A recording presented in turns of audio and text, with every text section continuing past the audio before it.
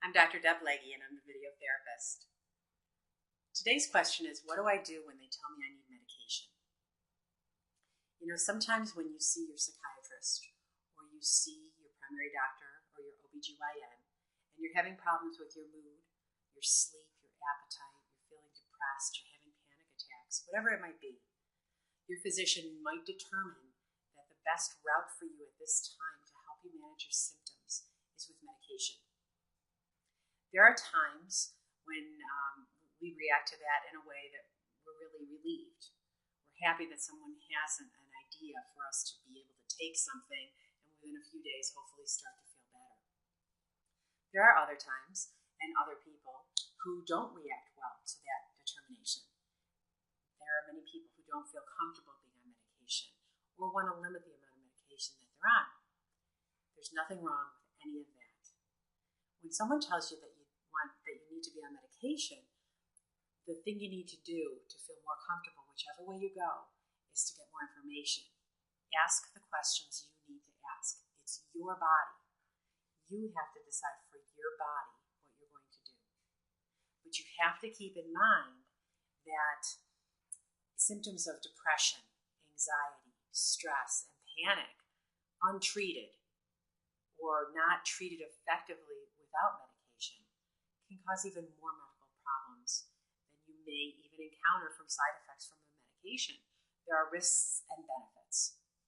It's important to talk to your counselor to discuss your feelings about these things, but it's really important to talk to the prescriber about the medical implications, the potential risks and benefits of each of these medications.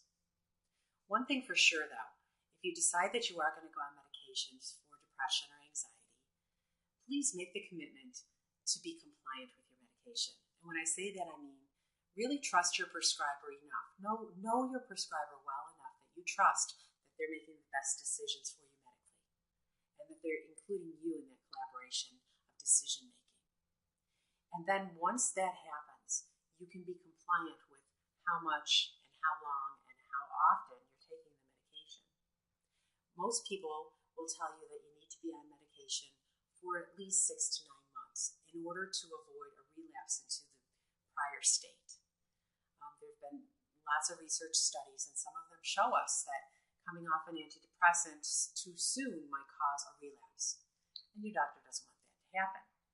So just because you start taking the medication and you're not feeling better in 3 days, it doesn't mean that that medication isn't the right one, it doesn't mean that dose isn't correct, and it doesn't mean that you shouldn't be on medication. It means that you need to give it a little bit more time.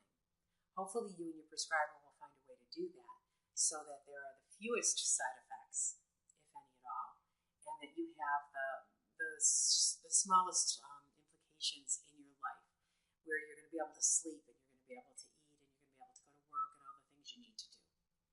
So being compliant is really important.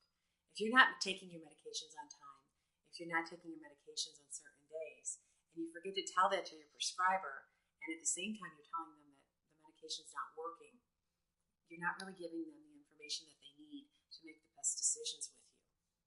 So keep track, keep a diary, write down when you take your medications, write down the side effects, write down what's helping and what's not, which symptoms are getting better, which ones aren't.